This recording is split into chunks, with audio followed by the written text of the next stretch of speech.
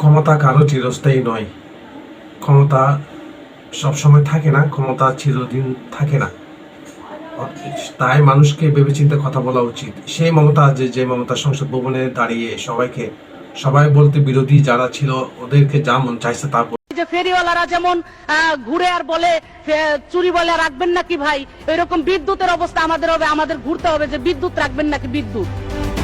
গত বছরের 5 আগস্টের ছাত্র জনতার অভ্যুত্থানের পর থেকে দেশ ছাড়ার গুঞ্জন ওঠে লোকগানের শিল্পী ও সংসদ সদস্য মমতাজ বেগমকে নিয়ে, কিন্তু সে সময় তা গুঞ্জনেই সীমাবদ্ধ ছিল। অবশেষে ঢাকায় গ্রেফতার করা হয় মমতাজ বেগমকে। ঢাকার ধানমন্ডি থেকে মানিকগঞ্জ 2 আসনের এমপি মমতাজ বেগমকে গ্রেফতার করে ঢাকা মহানগর গোয়েন্দা পুলিশ ডিবি। গতকাল 12 মে সোমবার রাত 11:15টায় তাকে গ্রেফতার করা হয়। ডিএমপির মিডিয়া অ্যান্ড পাবলিক রিলেশনস বিভাগের উপকমিশনার মোহাম্মদ তালিবুর রহমান গ্রেফতারের বিষয়টি গণমাধ্যমকে নিশ্চিত করেছেন। আওয়ামী লীগের সাবেক সংসদ সদস্য মমতাজ বেগমকে গ্রেফতারের বিষয়ে তালিবুর রহমান বলেন, ধানমন্ডি স্টার কাবাবের পেছনের একটি বাসায় মমতাজ বেগম আত্মগোপনে ছিলেন।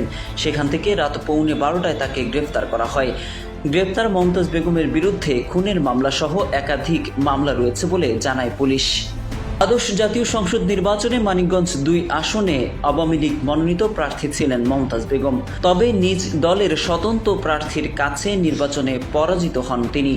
সংসদ সদস্য নির্বাচিত না হলেও তিনি সিংগাইর উপজেলা আওয়ামী লীগের সভাপতির দায়িত্ব পালন করে আসছিলেন দীর্ঘদিন ধরেই।